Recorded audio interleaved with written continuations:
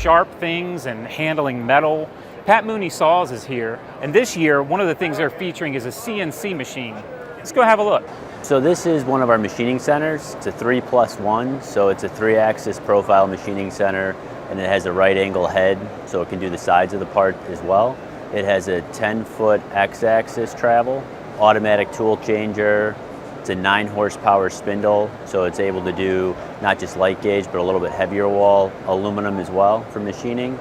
Has a PC controller on it, so CAM software is right at the control as well as the CNC control. Very easy to drop in files for an operator to run it, so it's user friendly. I mean, really truly anybody that's going to be using any type of aluminum for framing work is a lot of what we're trying to sell to. Besides just the machining center, the profile machining center, a big part of our business is saws.